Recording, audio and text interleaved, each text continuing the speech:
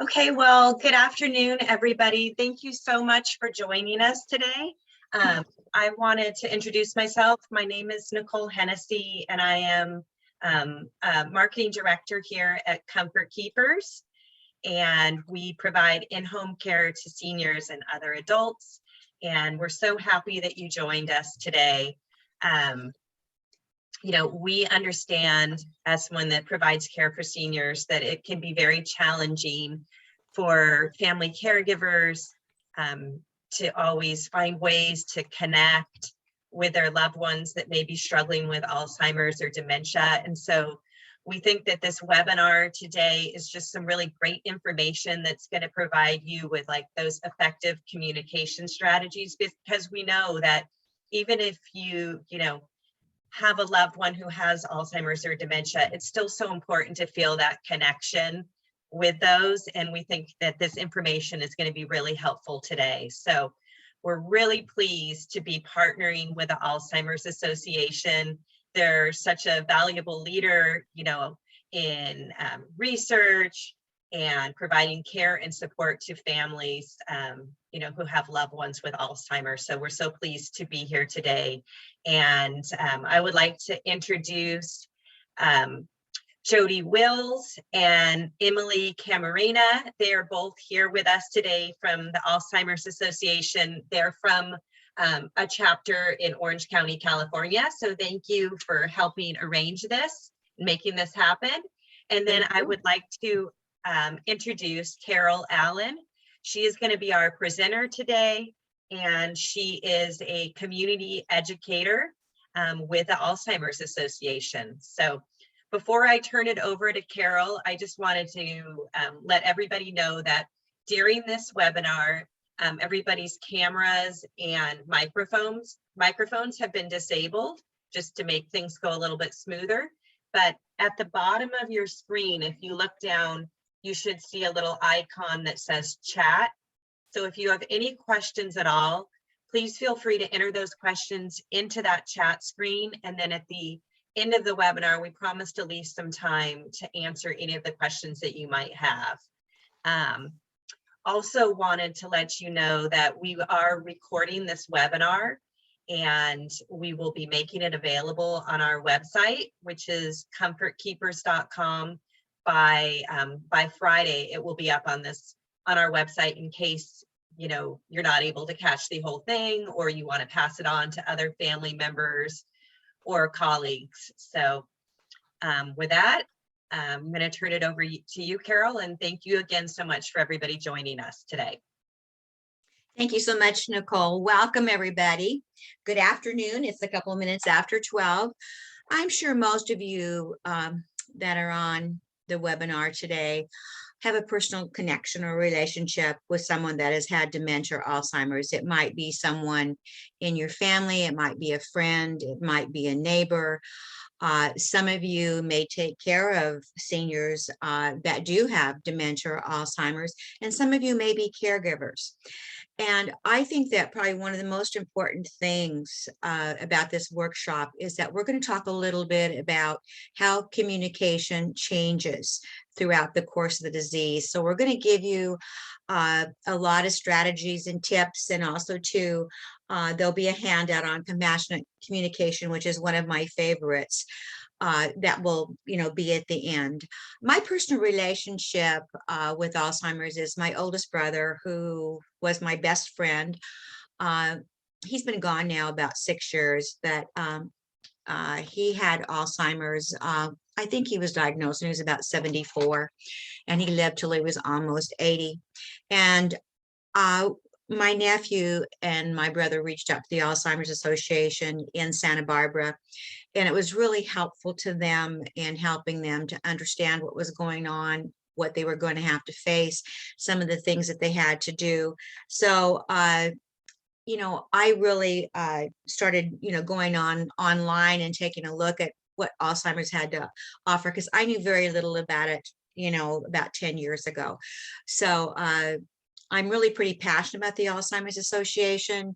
I talk to so many people that say, gee, I wish I'd have known about this, when my wife, my husband, my mom, or brother, had Alzheimer's.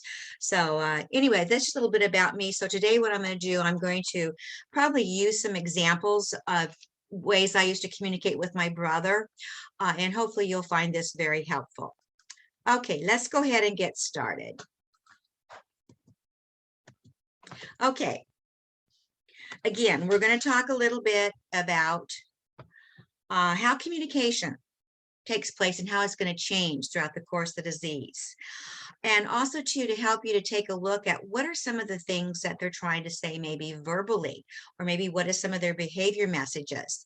What are they trying to say to you, and how can you respond in ways that are helpful to the person, as well as identify some strategies on how can I connect and communicate at each stage of the disease.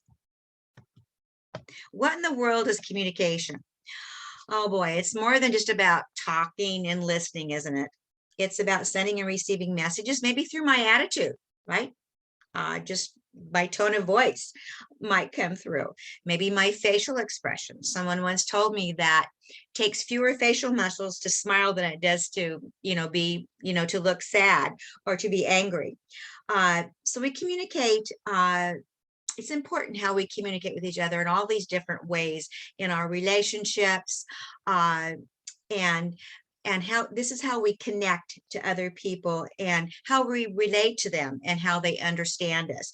And also too, as the disease progresses with Alzheimer's, people do lose their ability to speak and understand language in the usual ways. For most of us, it's pretty easy. We can think about what we say and we can say it verbally, but as the disease progresses, it is more difficult for them to find the words or remember the words to say. So they're going to communicate in some very different ways. So it's going to be important for us to understand what these changes are. And the better that we understand the changes, the better we're going to be able to connect with the individual that has Alzheimer's throughout the course of the disease. Always remember a couple of things. Forgive them always. This is the disease. This is not who they are. And you can't control memory loss. You can only control your reaction to it.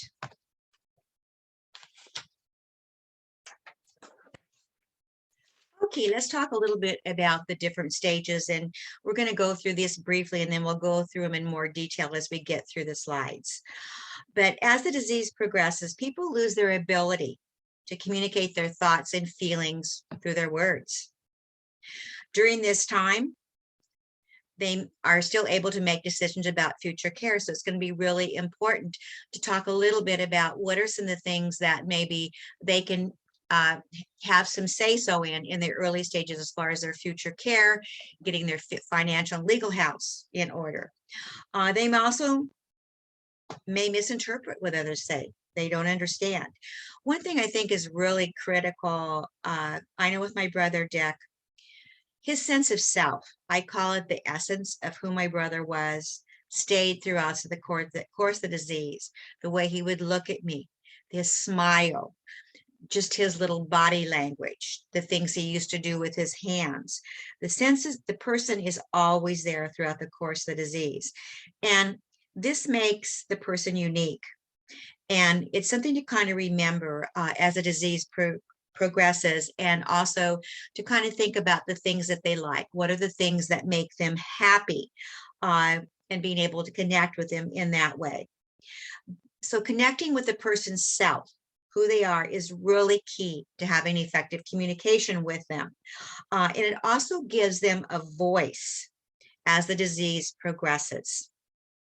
And like I said, in the early stages, there may be no noticeable changes, or you may see that they may start struggling with words. Maybe asking the person how he would like to be helped with words can be very useful in this stage.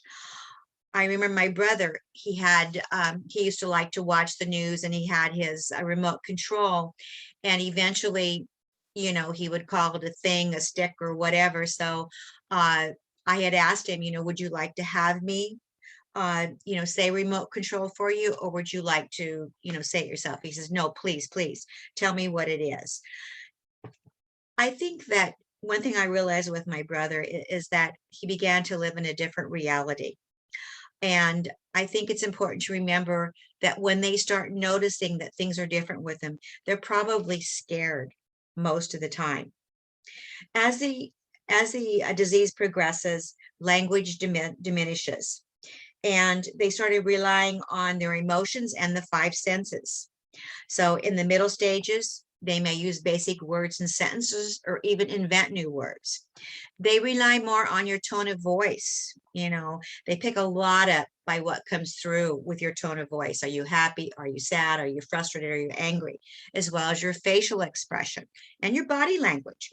Are your arms open when you see them, or are you sitting with your arms closed?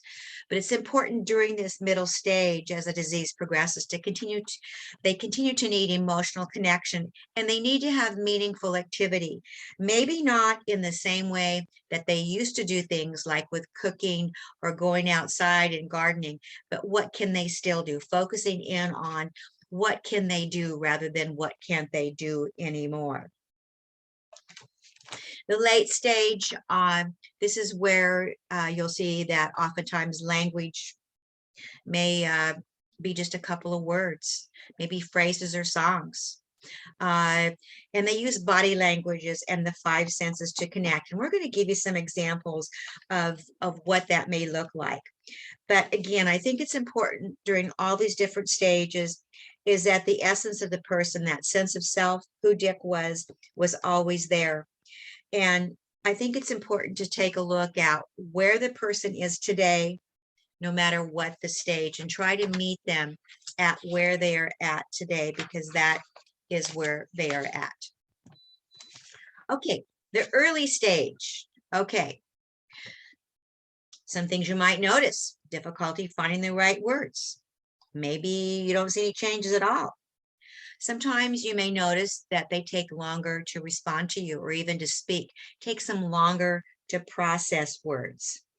Other things that, they may withdraw from conversations because they know that they're not able to find the right words. They know that they're not able to converse with you and communicate the way that they used to.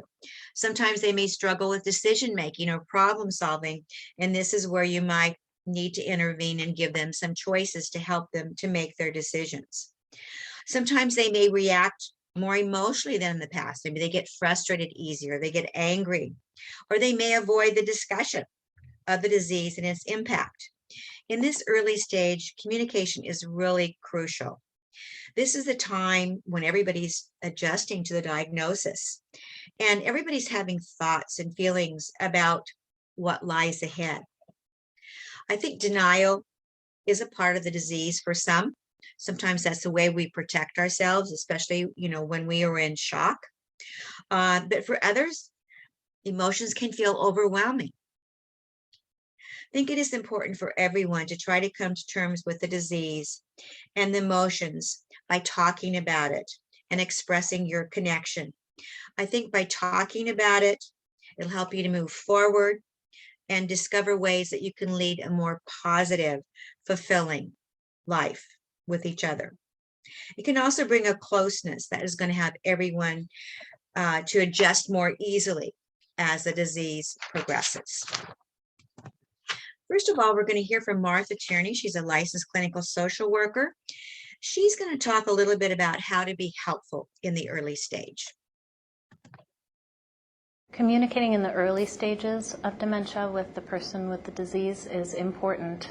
At that time, you still have language as a tool, so you can learn things about what they might prefer as the disease progresses.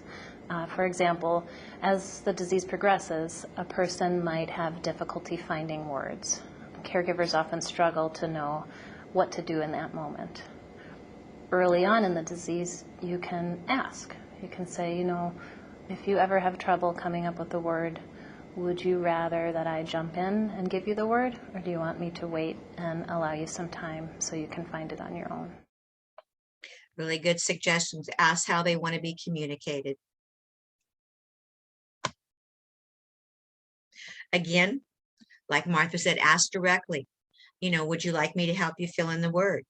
I think it's really important also to keep your sentences direct and straightforward, very simple sentences. And when you repeat things, try to say say the words the same way that you said it before. And what this means is going to help them to make the meaning more clear. Important to, leave plenty of time for conversations. Allow extra time for conversations. Don't be in a hurry with them. Make them feel rushed. It's probably going to take them longer for them to maybe understand and process what you're saying or to think of a response. And so it really is important in the early stage to have his or her voice heard. And so listen to the person. Help them meet the person right where they're at today, regardless of the stage of the disease, and include them in every conversation that may affect him or her, including planning for the future, like, talking about, finances, talking about what kind of care they would like to have, making sure that there's a will, advance directive, maybe a power of attorney. And so by including them in conversations like this, they're going to feel like they're part of the part of being able to, be a part of their care.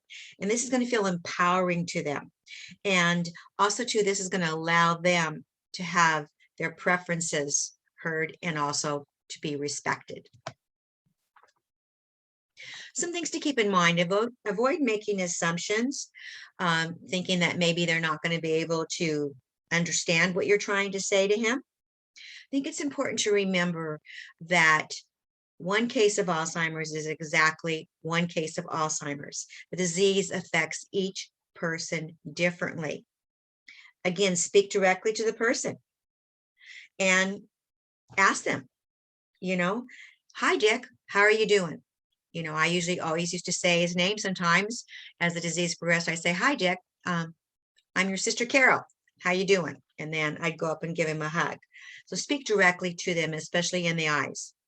Ask them how they want to be communicated with, in person, over the phone, email, in person, texting.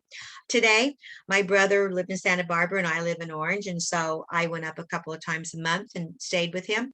So I did that, but I usually talked on the phone with him. He wasn't too good at email. So ask them how they want to be communicated with. Important to laugh. Someone once told me long ago, laughing and crying are two ways that we heal ourselves. So it's important to laugh together. Find things that make them happy. Like my brother Dick, he absolutely loved John Wayne's videos. So I can't tell you how many times we would turn on The Searchers or some of the other John Wayne movies, and my brother would laugh and laugh and laugh no matter how many times he saw it. Be honest. Laugh together, stay connected with each other, be honest and frank about your feelings. Your friendship is extremely important to them. Okay, now let's talk a little bit about the middle stage. You're probably going to see some changes in this particular stage, especially if you didn't see them in the early stage. But if you did notice, maybe them having trouble finding words, it's probably going to become more pronounced, and they're going to make up new words or forget words. They may also use familiar words repeatedly. Like I mentioned, inventing new words. This could happen too. They easily lose their train of thought, and that could be in the middle of a sentence. And you may have to help them say, okay, well, Dick, you were talking about, what Steve and Theory were going to do this weekend. Or maybe up front, they had something to say and then they forgot it. So they easily lose their train of thought. So that's why it really is important to give them all the time that they need, and don't be in a hurry. They may speak less often, because they're becoming more aware now that they are not able to communicate. They know that there's something wrong, and they're probably a little bit afraid how other people are going to look at that. So they lose a lot of their self-confidence. And oftentimes they start communicating through behavior rather than words, like by pointing towards something. They can't think of the word for the coat rack or where their sweater is, so they might point at something, or say, have a hand on the couch. They want you to sit down. Other things that you may notice, they may revert to speaking another language if they have another native language. They may get words out of order. when they're talking. If they've never cursed, they may start swearing. They may have difficulty even following a conversation or even a TV program that they used to watch. I know that in the middle stage, I noticed with my brother, when all the family got together, he would really get lost in the conversation because there was too many people talking, too much noise. And so this is where it was helpful to talk with him one-on-one and maybe not have more than a couple of people around at a time so he could track and be able to participate in the conversation. And so, you know, it is something to kind of think about because they're going to probably start having trouble understanding and trying to, and maybe even misinterpret what people are saying. I'd like to mention now, especially at the bottom, it says consult a doctor when you notice major or sudden changes. If you notice any of the things that we've talked about that come about suddenly, please, you know, communicate with their primary care physician because it might be medication interaction, a side effect of it, or it might be a physical condition like maybe they have urinary tract infection. And that's if you notice that it comes about suddenly. Now we're going to hear from Beverly. She is a caregiver support group facilitator whose husband has Alzheimer's, and she's got some really good advice to give to all of us. I would advise couples, and I usually do advise the caregiver who comes to the group and is caring for a spouse, that you take your time. Always count to 3 before you respond, because it gives you time to think about your answer and what's going on. Generally, in a marital dispute, it's quick. It's back and forth. You're quick to give an answer. When they've been diagnosed, to sit back and say, okay, you're supposed to be the one that's reasonable here. Let's change how we do this, because there's only one thing you can control, and that's you. You cannot control them and their process. That's so true. Can't control them and their process. So we have to be the ones that change. I love that. Let's count to 3. For me, it's probably more like count to 7 to 10. I think that's good in a lot of ways of communicating, but especially with someone, you know, that you're finding it difficult on how to respond to them. Again, approach the person gently from the front. Hello, hi, Dick. This is your sister, Carol. That would help orient him to who I was, especially if he didn't remember who I was. It would help him to do that. I used to always go inside, first of all, give him a hug, and then we'd usually sit down because my brother is 6'2" and I'm 5'2". And so we would sit down so we could have eye contact and smile, sitting down, reclining. It's important to kind of, you know, be on the same level as they are. But it is important, you know, to do that, to have open arms, a smile, again, because they pick up on your body language very easy. And, you know, oftentimes, you know, that's how they know where you're at today. If you're in a happy mood, a good place, positive, or if you're a little bit frustrated. Oftentimes touch not only shows that you care, but also it also shows, you know, that you understand. It can help also get the person's attention, maybe grabbing a hold of their arm or giving them a hug. Try not to criticize, correct, or argue, or, you know, even though your perspective is different than theirs, try not to make them understand your perspective because they probably won't. And this could, you know, probably, you know, make them feel a little bit frustrated. It'll probably backfire on you. Do pay attention to the tone of your voice. Be calm, patient, because they can feel your tension, or they can feel that you understand and come from a loving place. Again, take your time. Give yourself and the person you're talking with enough time to respond.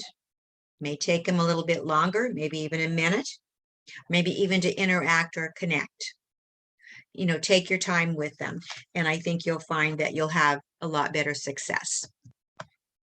Now we're going to hear from Rebecca, and she's going to talk a little bit about how she had to adjust some of her thinking and responses when dealing with her mother? She could sense my frustration because occasionally I would lose my patience and I would bark at her. Why are you asking me that question again? I just answered that question 2 minutes ago. And then she would get frustrated because, you know, she was very old school and she's like, don't disrespect me. And I didn't ask you that question 2 minutes ago. It's a new question. So phase 2 of our relationship was like, okay, that's a new question. I'll answer it again. Like Rebecca mentioned, she had to change the way that she was responding to her mother because she knew that her mother wasn't going to be able to change her perspective. So she did that. And like she mentioned about repeating, that's something that's really very common and it can be very frustrating. So there's some different ways of being able to deal with that so that, you know, you don't become frustrated. Okay, try to join the person's reality where they're at today. If we could probably see it, you know, from their perspective, it might make sense to us, right? It might be more understandable. We're going to have to be the ones that are going to have to make the changes. So it's important to respond with respect and empathy and try to see the world and through their eyes today. This can help the person have or his say. They feel like they're part of the conversation. They still feel that they're important and productive. And it can also be very soothing and very reassuring to them. Assess the person's needs. What do they want or need? This means paying attention to both what the words and the behavior that you're seeing. The person may be saying something about his or her feelings or needs, but might be feeling something else, or they might have a deeper level that also needs attention from you. I'll give you an example of that.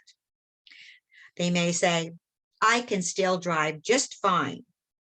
May also contain the feeling, I don't want to give up my independence, so don't take that from me. Like the words, stop taking over my life. I hate it. I can still do this. May actually mean, I hate this disease and I don't understand why I can't do what I always could. So let the person know his or her concerns. I hear what you're saying. That way you acknowledge their feelings. I think that most of us want to be heard. So it is important to express that. Let them know that you understand, whether expressed through, you know, behaviors or through their words. Provide a brief answer. Be to the point. Respond sometimes to the emotion behind the behavior or the concern. And I'll give you a couple examples of that. Okay. If the person is communicating with words, you might say, you seem sad. Do you feel sad today, Dick? If Dick says yes, I might say, do you miss the way things used to be? And if he says yes, I might say, I do too. Another example in communicating with behavior, see if you can identify and speak about the emotion. So in other words, behind the behavior, if the person is rummaging, let's say, through their purse, looking for their wallet, you know, they may, you know, be concerned that their wallet is missing, or they may just be bored, or maybe they need to go out and go for a walk. So take a look at, you know, what they are doing and what they're trying to communicate. Is it time to go out and go for a walk? Maybe be around other people, go out, you know, to have some cheesecake. Sometimes hitting during bathing can be a way of the person showing their frustration. Maybe the water's too hot, maybe it's too cold, or they're uncomfortable or feeling out of control. So oftentimes the behavior, the emotion behind the behavior, we have to kind of take a look at. And after you responded to the emotions behind this statement, behind what they're trying to say, reassure them, try to redirect them to a favorite activity to help them shift their thinking. Like with Dick, it was, you know, watching those John Wayne movies was absolutely excellent. And if we were outside, maybe when he was in his wheelchair, we would take him for a walk around the block or take him for a walk at the beach. So try to do something to kind of lift their spirits. Think about, what do they like? What are the things that make them special? What are their preferences? And try to think about what you can do to redirect them to another place, a positive and happy place. Keep it slow and basic. Use short sentences, basic words, be patient. The more you slow down, the less resistance you're probably going to have. Answer one question at a time. By rushing them, oftentimes it upsets them and they feel frustrated and they know they're already inadequate. I think it's important to limit distractions when you are with them. Don't be on the cell phone. Don't be looking at messages. Turn off the TV set, turn off the radio, one-on-one, or maybe one on 2 or 3 people. And again, offer a guess, or sometimes you may have to fill in the words. Sometimes rather than say to Dick, what would you like for lunch? Rather than have it be that broad, I might say, it's lunchtime. Would you like a ham sandwich or would you like a chicken salad sandwich? So sometimes you have to do that rather than ask just blank questions. Give multiple cues. I think by giving him cues, by pointing, or maybe at first you could use Post-it notes. That may be helpful, but as the disease progresses, that may not be helpful. But think about what you can do to provide cues so they can understand what you're trying to say. Maybe pointing towards something, but try to avoid sudden movement if you're pointing or doing something, because it's important to be as slow and calm as you can. Write things down for a person. Maybe they're still able to take their medication with directions. Like I mentioned, maybe reminder notes, Post-it notes might be helpful. One of the things that helped with my brother Dick was that we put some labels or Post-it notes on some of the pictures he had in the hallway and in his bedroom, so that he knew that this was mom and dad, and this was his wife who had just passed away, Susie. So you might want to think about doing some of those kinds of things. Offer answers in your questions, like I mentioned, about asking them, giving them a choice of 2 things. Repeat things as often as needed. Plan on having to repeat as often as necessary. Say it in the same way. One of the things that might be helpful, if they keep asking you, when is breakfast, when they've just eaten 15 minutes ago, you might want to think about redirecting them to a favorite TV program, or maybe listening to music, because if they're stuck on something, then help them to kind of, focus on something different. Turn negatives into positive. Might want to say, instead of saying it's time for your shower, which they may hate, you can say, let's go in and get you cleaned up for the day, so you'll be ready for Christina's visit this afternoon. Try not to quiz the person, telling them to try harder to remember, because they are doing their best. This is oftentimes unfair and it doesn't work. It frustrates them. Trying harder just leads to frustration. It's much more respectful to give the person the information they need, along with reminders as needed. My brother had a really good friend, Dick, and they used to play football in high school together, of all things. And Dick would, his friend Dave would always say, come on, Dick, you can do harder. Let's, like he used to say in football. And my nephew really had to talk with Dave, and gave him some handouts from the Alzheimer's Association, urged him to not say this, to try harder, because Dick was doing the very best that he could. And oftentimes in communicating these kinds of things, it's just, I think, educating people on more effective ways to say things that won't create frustration for them. Always respond empathically. Try to reassure them. Let them know, I'm here for you, Dick, and I hear what you say, and I understand what your concerns are. Sometimes the facts are less important than the person's feelings and his or her view of reality. Sometimes, we can just go along unless there's safety issues. Focus on the feelings.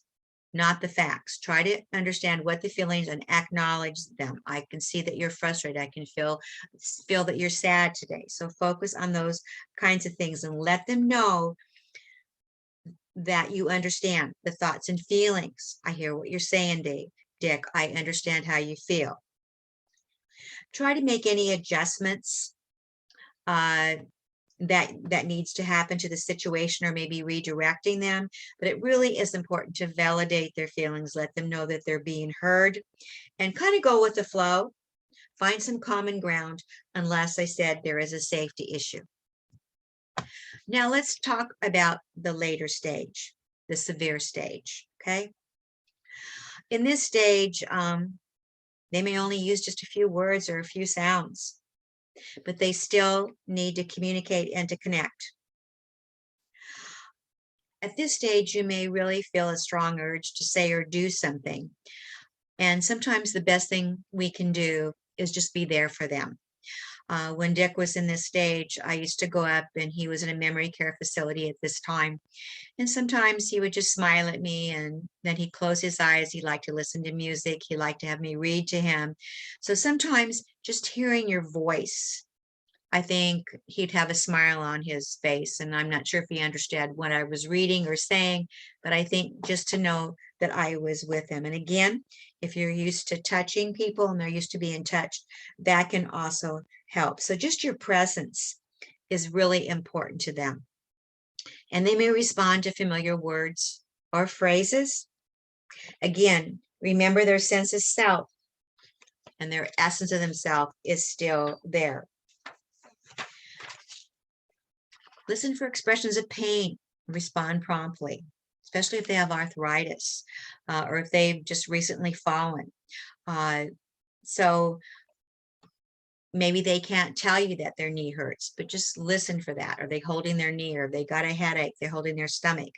Try to help the person feel safe and happy. Really, it's important to remember their history and what are their preferences. What are they like? Maybe like when they eat. My brother did not like paper napkins. He wanted to have cloth napkins. That's what his wife always had on the table. So knowing those preferences, knowing that he liked to watch a certain TV program, even though he probably didn't follow it anymore, just to see those people on TV or John Wayne was very comforting. Bring respect to every conversation. Keep talking. Just the sound of your voice sometimes helps maintain that connection, because they do know who you are. Use all 5 senses to communicate, and we're going to go into those in a bit, which is touching, sight, sound, smell, and taste. Sandra's going to talk now a little bit about her mother and the latest stage of the disease and how she comforted her. I know that my mom feels aggravated. I know that she feels alone. I know that she feels confused. And I know on any given day, I don't know if I've made it better for her. I try. In these later stages, I've come to recognize that being really aware of the 5 senses is really important. Touch seems to give her a great deal of comfort. I know when I come over, I'm going to brush her hair all the time. And my husband noted to me recently, he said, you know, you should see the look on your mom's face when you're brushing her hair. She's just happy. She's just happy. She doesn't say a lot. And I do it for a long period of time. I comb it, I braid it, I do funny things with it, but it just allows me to just be with her in a way that makes her feel comfortable. So she was still connecting with her mom and bringing her mom some pleasure. Okay, here's some different suggestions on how to connect through touch. Maybe it's just hand holding. It might be giving hand massages or shoulder massages. Sometimes visiting with animals, can be helpful. Oftentimes animals, they come into facilities and able to pet them, especially if they had animals in their life. If a person was a painter or liked to sculpt, even play with Play-Doh,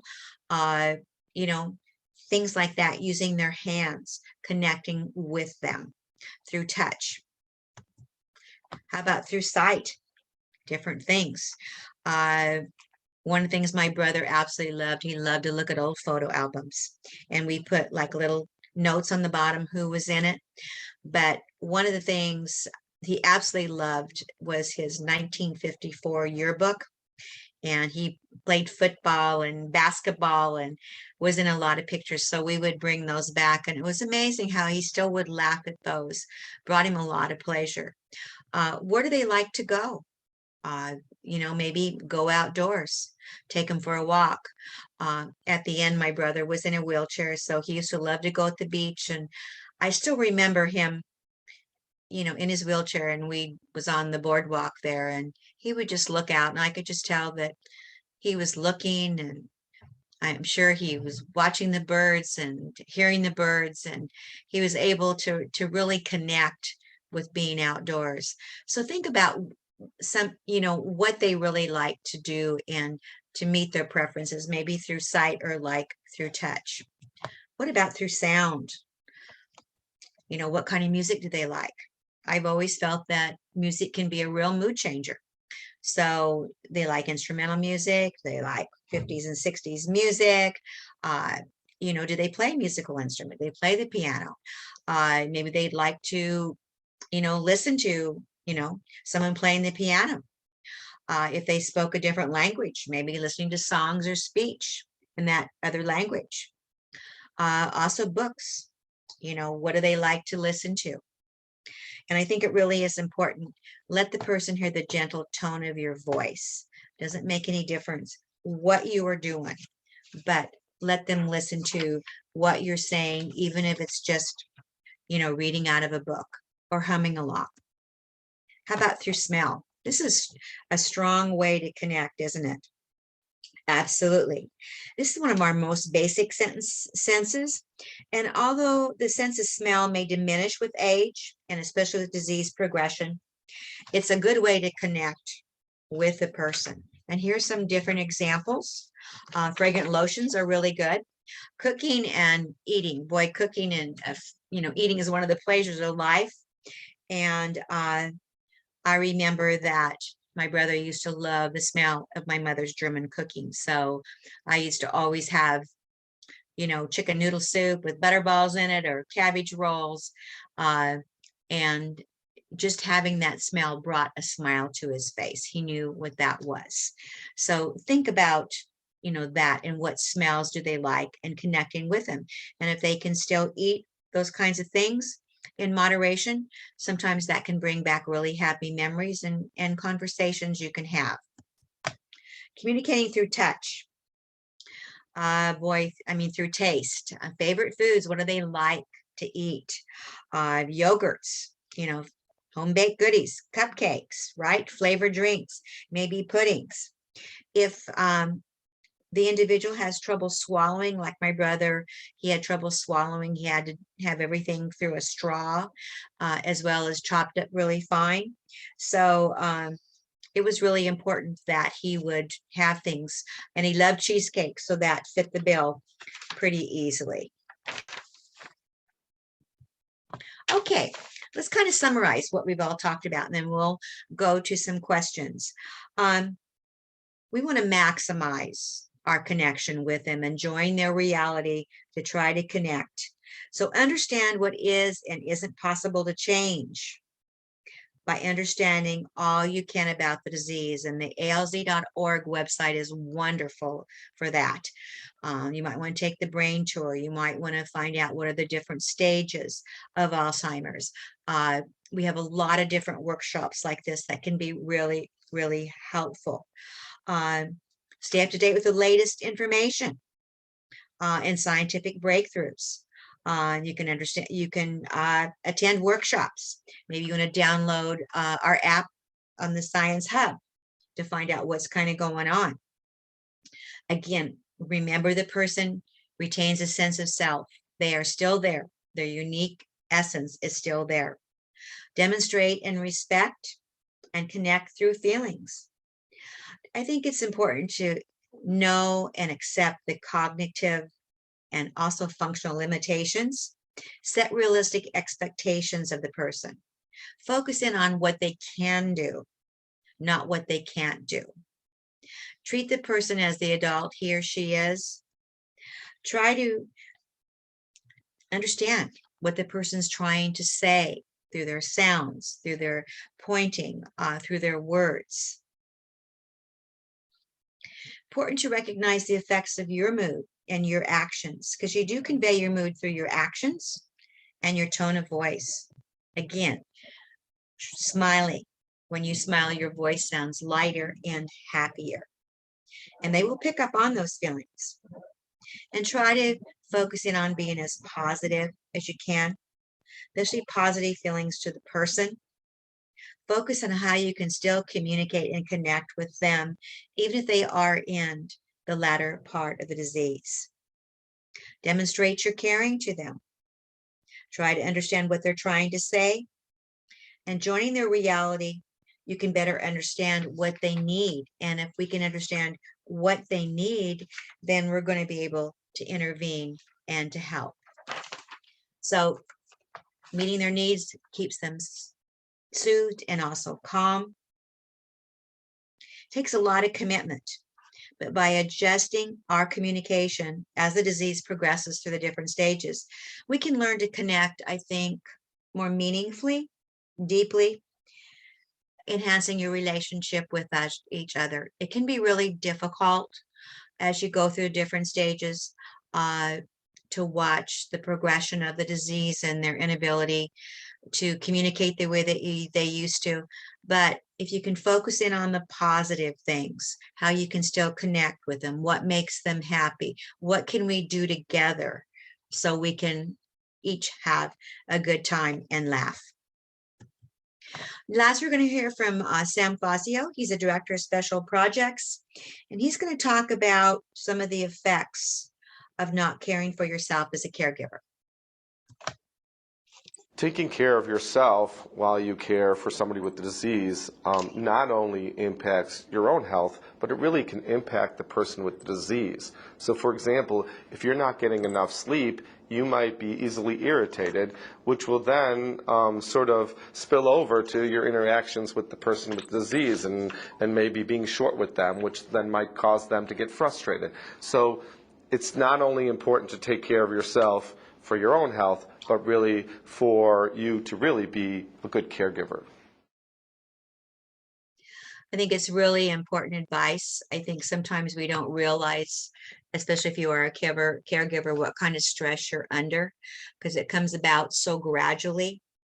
But it is important to take care of yourself. And for those of you on the phone that are caregivers or know someone that is, encourage them to go on alz.org. You see it on the screen right now.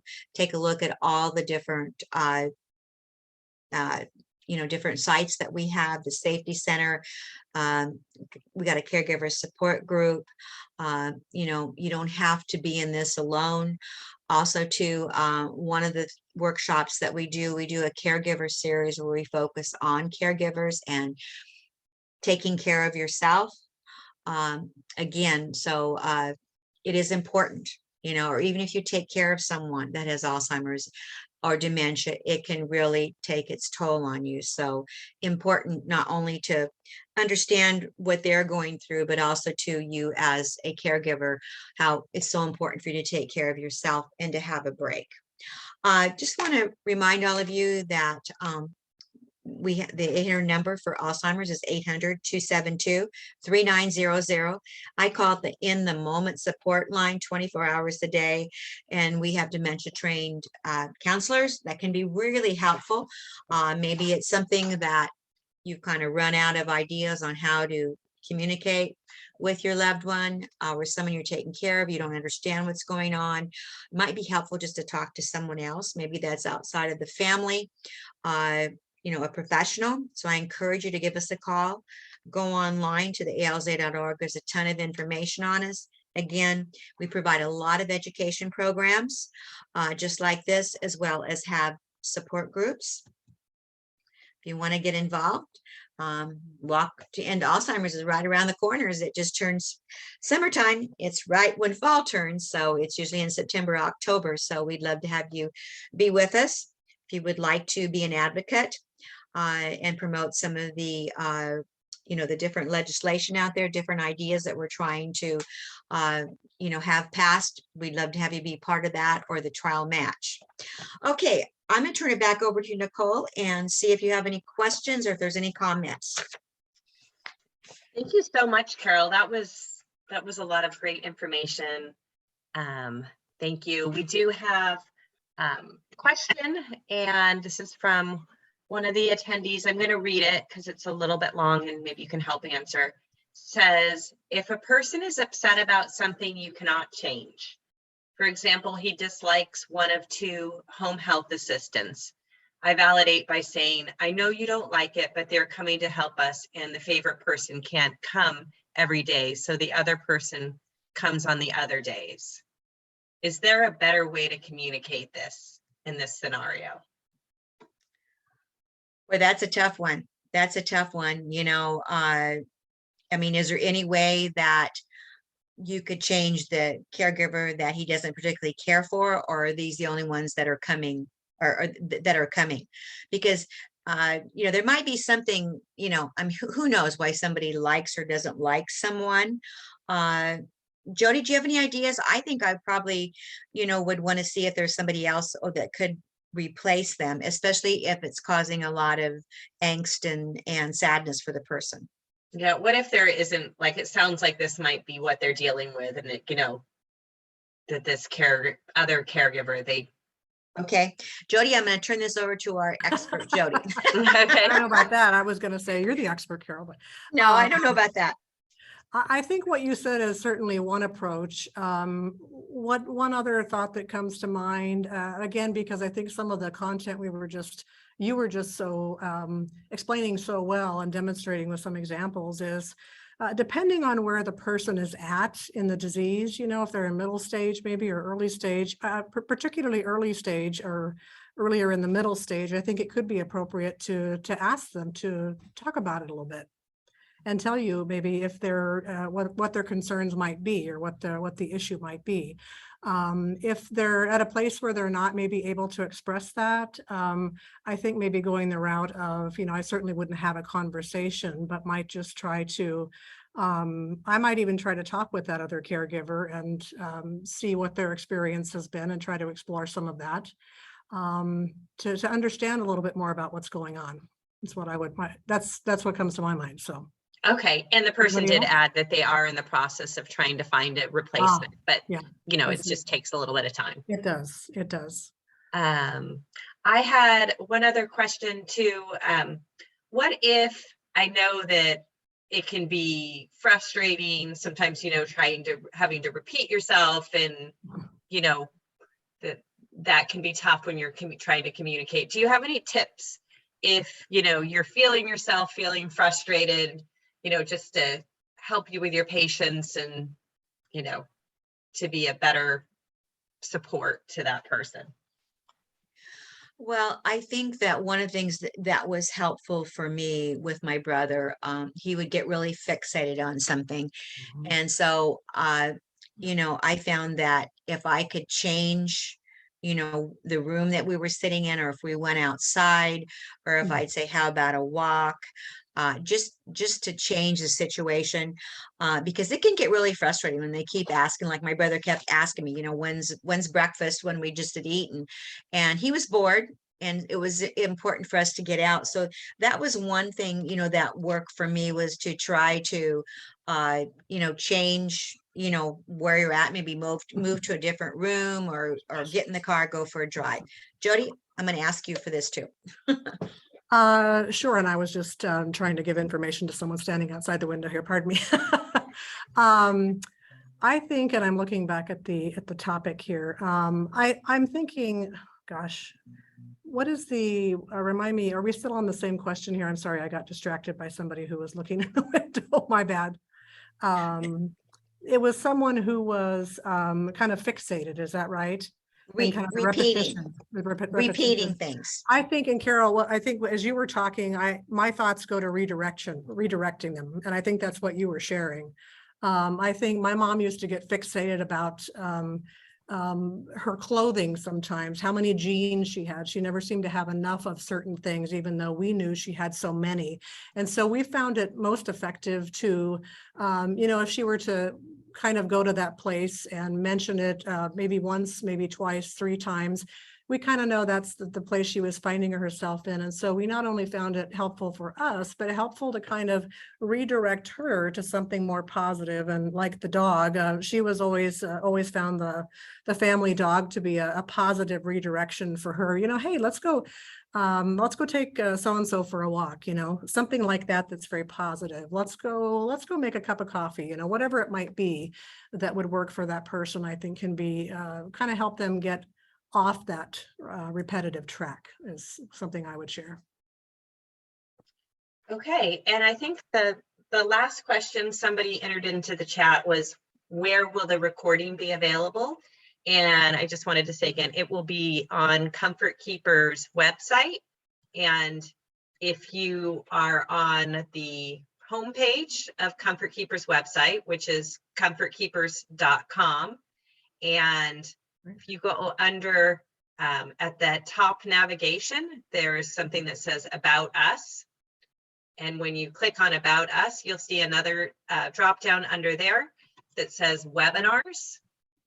And you'll find the recording there. So it's our website and then About Us and Webinars. That's great. Thank you. So I think that was all of our questions, and we're right about at the end of our hour. So thank you so much for everybody that joined us again. I hope you have a wonderful day and found some information that'll be helpful for you with communicating with your loved ones.